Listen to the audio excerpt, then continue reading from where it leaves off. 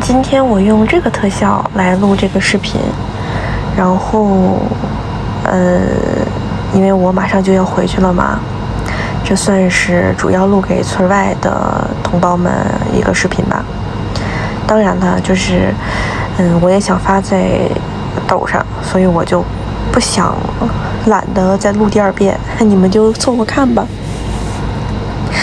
我写了一篇随笔吧。那么开始正文。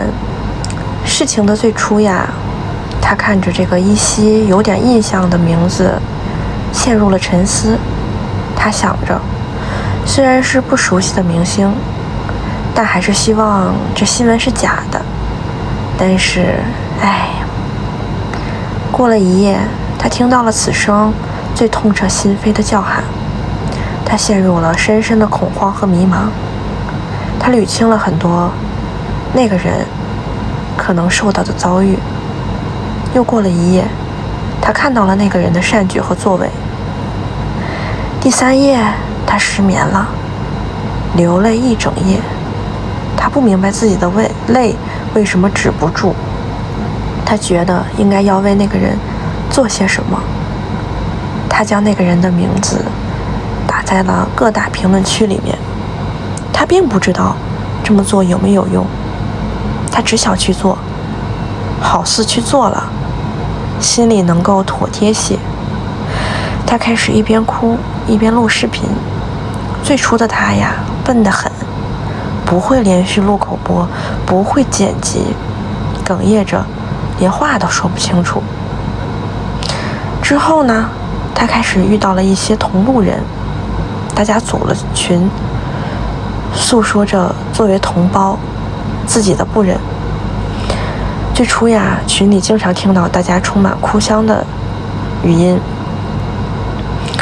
他呀，做过近视眼手术的眼睛开始哭到模糊，看不清东西。他本就不太好的肠胃恶心到什么都吃不下，为了维持生命体征，强迫自己吃眼泪拌饭。他的眼泪像珍珠一样掉在饭里，真咸呀。他看到了所谓那个人的母亲的言论，他害怕看到大家都放弃不坚持了。他删除了全部的社交软件，强迫自己不要再刷了。他以为完蛋了，可是过了2天，他忍不住了，他想看那个人，他想了解那个人。虽然是倒叙着的，他去看了那个人之前的作品，发现那个人真的很优秀，很耀眼。他下载回各种软件，发现大家都还在坚持，日复一日，用着笨拙又真诚的方式。可当晚就看到一些很好笑的东西。他发到群里，他笑出了声。这是他这辈子看过最丑的蓝色。他其实一直知道有天道规则，可是没想到天道的颜色漆黑一片。他心如死灰。他又一次深知自己是蝼蚁，可是他看到别的人都没有放弃，他也要践行那2句话。万一这一次就差他一个呢？就当轰轰烈烈的送那个人一程。最初的他对那个人没有太多的感情，只觉得是和他生活在同一屋檐下的同胞。他想为那个人争一争。他本身呀比较能说，性格也很开朗。他在那个人离开的第11天，为他创立了第1个账号，为那个人，只为他。他用了录口播视频的形式，诉说着对那个人的不舍，诉说着那个人的好。他用真诚吸引了一批同路人。他是什么时候知道自己完犊子啦，就陷进去了呢？是他呀，第1次给那个人烧纸的时候。他并不是第1个为他烧纸供东西的。他在那个中秋节回了老家，去给他老爹扫墓。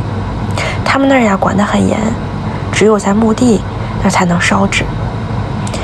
那个时候的他还不是很了解那个人，只买了鲜花、纸钱、炒米粉、咖啡和可乐。哦，还有手机壳。他怕那个人在另一个世界没有手机可用，他买了各种颜色的，红、黄、蓝、紫。从此以后，他就知道逃不掉了。之后就开始漫长的为那个人打抱不平的日子。他的手机屏幕变成了那个人，他包上挂了象征那个人的小娃娃。哦，娃娃是同路的别的他送的。他因为那个人认识了很多别的他，他的圈子彻底改变了。那些同路人都是很好的人，可他是身高175的性感御姐呀，和那些娃娃的形象和他的形象其实不搭嘎呀。他的行李箱的贴纸变成了那个人，他从前嫌麻烦，从未有过任何贴纸，或者说他从未有过自己特别喜欢的东西。他做了他自以为很浪漫的事，就像那句歌词，把你名字纹手臂，是我给你的生辰礼，可惜等不来下一句。你说我太冲动，却笑得嘴都合不拢。你们要说他多爱那个人，真的不是不爱，也不是爱，那是一种很复杂的情绪，说不清。